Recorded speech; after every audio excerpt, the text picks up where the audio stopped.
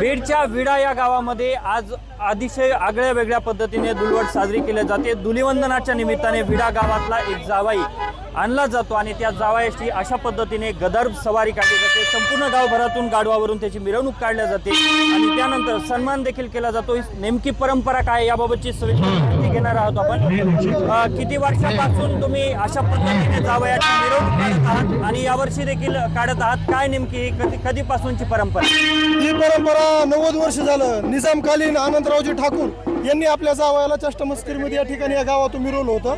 या परंपरा अखंडित 90 वर्ष आमच्या विडेकरांनी मागच्या वर्षी स्वर्गीय संतोष अण्णा देशमुख यांच्या हत्येमुळे त्यांनी या ठिकाणी आम्ही दुःखात त्यांच्या सामील होऊन या ठिकाणी आम्ही प्रथा बंद केली। यावर्षी डबल त्याच जोमाने आम्ही गावकऱ्यांनी यावर्षी जावई पकडून ही साजरी करत आहोत। मात्र जावाई मिळत नसतो। 8 दिवस अगोदरपासून सर्व जावाई जे आहेत ते गायब होतात। मग तुम्ही या जावयाला कशा पद्धतीने शोधलं यावर्षी? हे जावयाचं वय जवळपास 60-70 वर्ष आहे।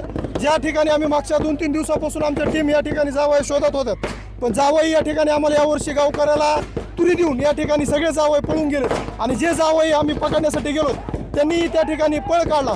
आपल्या गावातील ज्येष्ठ असलेत त्यांना असं जाणवलं नाही की आपल्याला यावर्षी पकडते। अचानक त्यांच्या घरी गेलो, घरी त्या ठिकाणी ते चहा पित असताना त्यांना सगळ्या गावकऱ्यांनी विनंती केली आणि ते प्रेमाने या ठिकाणी गावची परंपरा जोपासण्यासाठी मी इच्छुक आहे म्हणून या ठिकाणी आम्ही त्यांना गाढवा बसवलेला। नक्कीच ही परंपरा काढली जाते। माझ्यासोबत जावाई सुद्धा आहेत, त्यांच्याशी देखील आपण संवाद साधणार आहे। कुठले तुम्ही, काय नाव आहे तुमचं आणि यावर्षी तुमची नंबर लागलाय, तुम्हाला आज मिरवलं जाणार आहे? मी इथलाच आहे असं म्हणायचं। जाधव जवळ माझं, मी सासरवाडीत राहतो। याला झालं 60 वर्ष झालं हा, तेव्हापासून मी इथं। मग आता नंबर माझा लागलाय।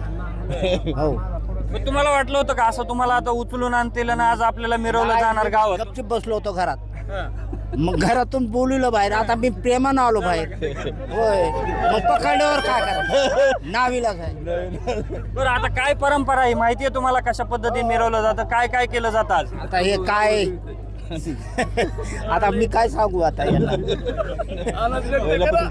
बुरा न मानो होली आहे असं म्हणत या ठिकाणी मिरवणूक काढली जाते। पहिल्यापासूनच ही मिरवणूक चालू आहे। हो, पण सगळे जावई गायब झाले, पण तुम्ही कसे घडले? मग तुम्हाला माहित नव्हतं का? कुठं जायचंय? मी घरात बसलेलो होतो ना। काय सन्मान काय केला जातो? आता ही मिरवणूक काढल्याच्या नंतर तुम्ही जावयाचा सन्मान देखील करता, कशा पद्धतीने हा सन्मान असतो? दरवर्षी आम्ही त्या जावयाला पकडल्यानंतर त्याला त्याच्या घरच्याला कपड्याचा आहेर केला जातो। मारुतीच्या मंदिरावर गावकऱ्याच्या वतीने त्याला कपड्याचा आहेर केला जातो आणि मागील काही काळात त्यांना सोन्याची अंगठीही दिली जाते। व सोन्याचे दर गगनाला भिडल्यामुळे ह्या वर्षी आम्ही त्यांना ती सोन्याची अंगठी देणार नाही, त्यांना एक कपड्याचा आहेर, त्यांच्या घरच्याचा आहेर असं मिळून त्यांना आम्ही पारवर देणार। कपडे दिले जातात, अंगठी दिली जाते, मात्र यावर्षी ही अंगठी दिली जाणार नाही। गेल्या अनेक वर्षांपासूनची परंपरा, हा अन्याय नाही का आता या जावयांवरती? आहे सर, अन्याय आहे, पण त्यात आम्ही काय ते चांगले कपडे घेतलेले आहेत, म्हणजे पोशाख व्यवस्थित घेतलेला आहे, त्यामुळे ते बी समाधान आहेत, जावई समाधान आहेत। नक्कीच या ठिकाणी या जावयाची आज गदर्भ सवारी गावातून काढली जाणार आहे। या ठिकाणी संपूर्ण तयारी करण्यात आली आहे। डॉल्बी, डीजे आणि ढोल ताशांच्या गजरात ही आज मिरवणूक काढली जाते आणि जावयाला आता या ठिकाणी आणलंय। आपण पाहू शकतो की आता मिरवणूक संपूर्ण गावभरातून निघणार आहे। कॅमेरा पर्सन प्रमोद रोमनसह मी अशोक काळगुडे, TV9 मराठी, विडा, बीड।